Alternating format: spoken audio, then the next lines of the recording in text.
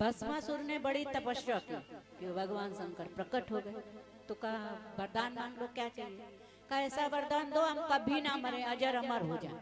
भगवान शंकर ने कहा देखो ऐसा तो नहीं हो सकता है, आप और कुछ मांग लो। कहा तो फिर ऐसा वरदान दो हम जिसके सर पे हाथ रख दें वो भस्म हो जाए।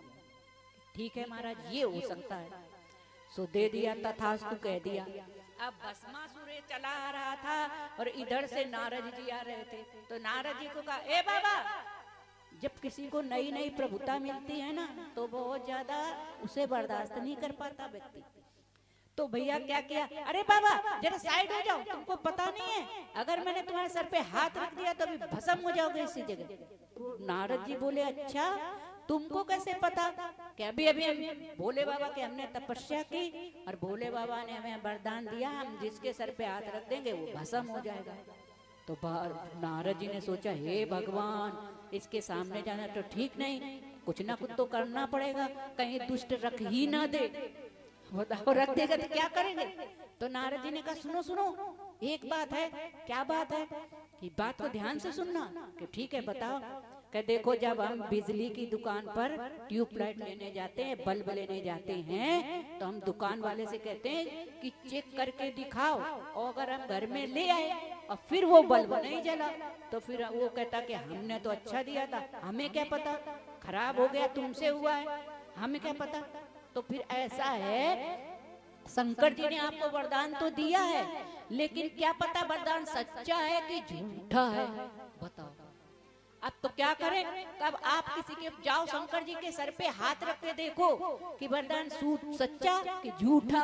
अगर शंकर जी भस्म हो गए तो वरदान सच्चा, और अगर शंकर जी नहीं भस्म हुए तो वरदान झूठा। तो फिर ये कहा कि अच्छा हाँ इसके समझ में आ गई। अब अल्प बुद्धि के लोग ऐसे होते ही हैं। इसने कहा बात तो सही कह रहे, अब कैसे पता चले वरदान सच्चा कि झूठा? तो दौड़ा दौड़ा शंकर जी के पास आया, महाराज ऐसा है हम तुम्हारे सर पे हाथ रखेंगे। भगवान शंकर भागे गुफा कंदराओं में, क्या करें सब देवता लोग छुप गए गुफा कंदराओं में। अब कौन अपने सर पे हाथ रखवावे? भोले बाबा का वरदान झूठा हो नहीं सकता। तो फिर सबने कहा क्या करें? भगवान नारायण विष्णु जी के पास गए, क्या करें महाराज? उन्होंने कहा ये भोले बाबा है ना, ये उल्टे सीधे काम करते रहते हैं, और अपन तो जिसको मर्जी जो वरदान दे देते हैं, हम लोगों को मुसीबत में डाल देते। तो बड़ा सुंदर पार्वती जी का रूप बनाया भगवान, और पार्वती का रूप बना करके जहाँ भस्मासुर था आगे आगे चलने लग गए। अब इसने देखा अब भगवान तो है ही सुंदर। अब जब देखा पार्वती के रूप को तो कहने लग गया ये कि देवी सुनो सुनो आप बड़ी सुंदर हो। पार्वती जी बोली हाँ वो तो हुई मैं। तो ऐसे सुनो मैं एक बात बताऊं, आपके देखो भोले बाबा छुप के भग गए हमसे। अच्छा हाँ हमें वरदान प्राप्त है, हम जिसके सर पे हाथ रख देंगे भस्म हो जाएगा। अच्छा तो आप मेरे साथ विवाह करोगे? मेरी ऐसी इच्छा है कि आप मेरे साथ विवाह करना। अच्छा लेकिन मैं विवाह तो कर लूं पर एक समस्या है। क्या समस्या है? अरे जब मैं रूठ जाती थी तो केवल मुझे भोले बाबा ही मना सकते थे, और किसी में सामर्थ्य नहीं जो मुझे मना ले। कि नहीं नहीं मैं भी मना लूंगा, आप शादी करके तो देखो, आप रूठ जाओगे तो मैं भी मना लूंगा। कि नहीं नहीं आप नहीं मना सकते। कैसे कैसे नहीं मना सकते? कि हमें पता है ना भोले बाबा के अलावा हमें कोई नहीं मना सकता।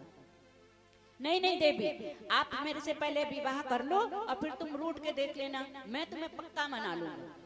कि नहीं नहीं तो फिर एक शर्त है, पता है आपको? मैं बता सकती हूँ कि भोले बाबा हमको कैसे मनाते थे। कैसे मनाते थे देवी?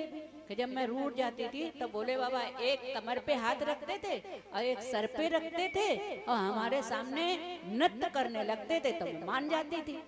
अच्छा तो फिर ऐसे तो हम भी कर सकते हैं। तो इसने एक हाथ कमर पे रखा और एक सर पे रखा, सो गोविंदाय नमो नमः हो गया। बोलिए शंकर भगवान।